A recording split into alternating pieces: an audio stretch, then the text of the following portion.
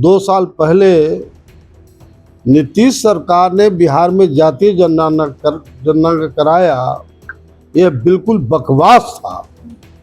कांग्रेस का इतने दिनों तक सरकार थी तो कांग्रेस क्यों नहीं जातीय जनगणना कराया? आज बढ़ बढ़ के बात करते हैं इन लोगों को बोलने का मुंह है। और जातीय जनगणना सही तरीके से होना चाहिए, घर घर में जा करके। केंद्रीय कैबिनेट से जातीय आधारित जनगणना की मंजूरी मिलने के बाद ये बिहार की सियासत में हलचल देखने को मिलता है। आपको बता दें कि केंद्रीय कैबिनेट की मंजूरी मिलती है जातीय आधारित जनगणना को लेकर, और बिहार में जो सिलसिला है कहिए कि क्रेडिट लेने का, वो सिलसिला देखने को मिलता है। जहां तेजस्वी यादव क्रेडिट लेते नजर आते हैं, वहीं एनडीए की तरफ से तमाम जो घटक दल हैं वो क्रेडिट लेते नजर आते हैं। लेकिन आज इसी विषय को लेकर आज नागमणि कुशवाहा जो पूर्व केंद्रीय मंत्री हैं, उन्होंने भी कह दिया कि अगर जिस तरीके से बिहार में जातीय आधारित जो सर्वे हुआ था, अगर उसी आधार पे सिर्फ कहिए कि दस्तावेज पे अगर जातीय आधारित जो जनगणना होती है केंद्र में, तो वो उसका कोई काम नहीं रहेगा। इस चीज को लेकर क्या कुछ कह रहे हैं नागमणि जी, पहले आपको वो सुनवाते हैं। पूरे देश में भारत सरकार ने जातीय गणना कराने का निर्णय लिया है, कैसे? देखिए, मेरे पिता अमर शहीद जगदेव प्रसाद, जिनको बिहार का लेनिन कहा गया, उनका मुख्य जो नारा था सामाजिक न्याय और धर्मनिरपेक्षता को मजबूत करना, और उनका शुरू से ही डिमांड रहा है कि पूरे देश में जातीय जनगणना कराया जाए ताकि फैक्ट्स एंड फिगर सब सामने हो। और मैं माननीय प्रधानमंत्री जी और देश के गृह मंत्री जी को बहुत धन्यवाद देना चाहते हैं, मुबारकबाद देना चाहते हैं कि इन्होंने एक तरह से हमारे पिता अमर शहीद जगदेव प्रसाद, जो उनका मुख्य डिमांड था, उसको उन्होंने पूरा करने का काम किया है। इसलिए मैं अपनी ओर से, शोषित इनकलाब पार्टी की ओर से बहुत बहुत धन्यवाद देना चाहते हैं इस निर्णय का। लेकिन मुझे दुख इस बात का है कि पिछले दिनों 2 साल पहले नीतीश सरकार ने बिहार में जातीय जनगणना कराया, यह बिल्कुल बकवास था। मैं 6 महीना लगातार बिहार के सभी जिला में, प्रखंड में और खास करके कोयरी समाज के एक गांव में मीटिंग किया, और सभी जगह लोगों ने इस बात को कहा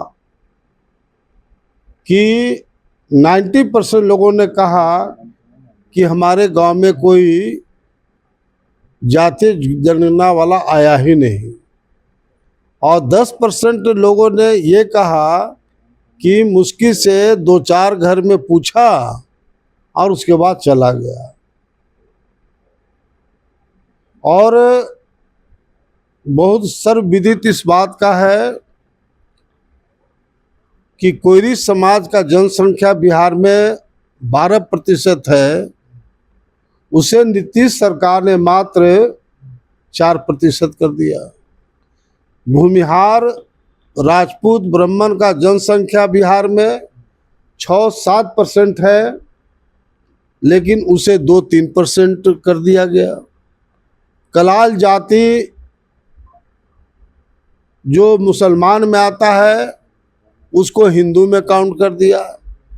तो ये साबित करता है कि जातीय जनगणना घर घर में नहीं करके और एक तरह से खाना पूर्ति किया गया है। इसलिए ये घर घर में जातीय जनगणना हो, चूंकि जातीय जनगणना देश के लिए ये सबसे बड़ा सामाजिक न्याय के क्षेत्र में कदम है। ये मामूली कदम प्रधानमंत्री जी और गृह मंत्री ने नहीं उठाया है, ये बहुत ही ऐतिहासिक कदम है। क्या बिहार में फिर दोबारा होना चाहिए? और ऐसी स्थिति में चूंकि नीतीश कुमार ने की सरकार ने जो जातीय जनगणना कराया ये बिल्कुल बकवास है। एक नया पैसा भी फील्ड में सही तरीके से नहीं हुआ। इसलिए मैं बिल्कुल माननीय प्रधानमंत्री जी और गृह मंत्री से पुरजोर निवेदन करना चाहते हैं कि अगर वास्तव में घर घर में जातीय जनगणना कराई जाए और बिहार में तो निश्चित रूप से बिहार में पुनः जातीय जनगणना हो, ताकि जातीय जनगणना का मतलब हो। अलग बात है कि ये जो जातीय जनगणना किया जाएगा उसके आधार पर सरकार निर्णय करेगी कि किस जाति को कितना हिस्सेदारी मिलना चाहिए।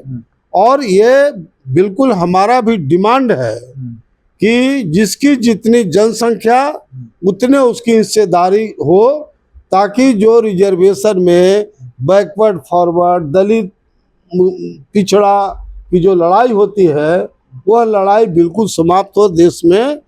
क्योंकि अगर जनसंख्या के मुताबिक अगर उनको हक और हिस्सा मिलता है तो किसी जाति संप्रदाय को लोग को तकलीफ नहीं होगा, बल्कि लोग सेटिस्फाइड होंगे। हर कोई मानने के लिए तैयार होगा कि भाई हमारा जितना जनसंख्या है उसी के आधार पर हम लोग को हिस्सेदारी मिले। कांग्रेस ने मांग किया है कराएंगे, डेट बताएं। कांग्रेस को बोलने का राइट ही नहीं है। जब माननीय प्रधानमंत्री और गृह मंत्री ने निर्णय ले लिया है तो ये सवाल पूछने का मतलब नहीं है। कांग्रेस का इतने दिनों तक सरकार थी तो कांग्रेस क्यों नहीं जातीय जनगणना कराया? आज बढ़ बढ़ के बात करते हैं इन लोग को बोलने का मुंह है। आज इसीलिए पूरा देश का हर लोग प्रधानमंत्री और गृह मंत्री का पुरजोर समर्थन कर रहा है कि वो देर से ही सही लेकिन निर्णय तो प्रधानमंत्री और गृह मंत्री ने किया है। सर इस समय इसलिए टोटल क्रेडिट जाना चाहिए।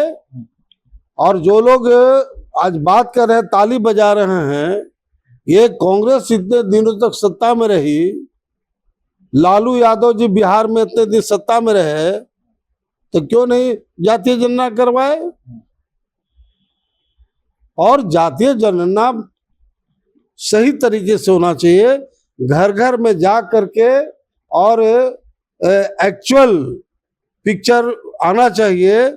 और इसका प्रसारण एक तरह से प्रखंड में, जिला में, प्रदेश में और देश के पैमाने पर ये जाना चाहिए डाटा, ताकि तमाम लोग को पता हो कि किस क्षेत्र में किसका कितना जनसंख्या है। जब हो ही रहा है तो क्लियर कट होना चाहिए। तो ये जो मुद्दा है बहुत ही गंभीर मुद्दा है और देश की तकदीर बदल सकती है। इन ये जो जातीय जनगणना है मामूली चीज नहीं है, ऐतिहासिक और बहुत ही क्रांतिकारी कदम है। राजद बार बार कह रही है कि हम लोग की वजह से हुआ है, जो भी हुआ हमारे एजेंडे पे पीठ थपथपा रही है। जगदेव प्रसाद पहले पैदा लिए थे कि लालू यादव पैदा लिए थे राजनीति में? है शहीद जगदेव प्रसाद ने सामाजिक न्याय और धर्म निरपेक्षता की लड़ाई लड़े हैं, ये लालू यादव बाद में पैदा लिए हैं। तो जैसा कि आपने साफ तरीके से नागमणि जी की बातों को सुना, उन्होंने साफ तरीके से कहा है कि अगर बिहार के जिस तरीके से जाति आधारित जो सर्वे हुआ, अगर उस सर्वे के आधार पे, उस सर्वे के तरीके से ही अगर केंद्र के में भी जाति आधारित जनगणना होती है तो उसकी कोई मायने नहीं है। साथ ही साथ उन्होंने लालू यादव को लेकर भी कर दिया कि पहले जगदेव प्रसाद आए थे या लालू यादव आए थे। कहने का मतलब सीधा था कि भाई जगदेव प्रसाद ही ने पहले जाति आधारित जनगणना की आवाज उठाई थी। बहरहाल इस खबर में इतना ही। इस वीडियो की प्रतिक्रिया आप हमें कमेंट में जरूर दीजिएगा और ऐसे ही तमाम खबरों से जुड़े रहने के लिए देखते रहें आर्यन खबर।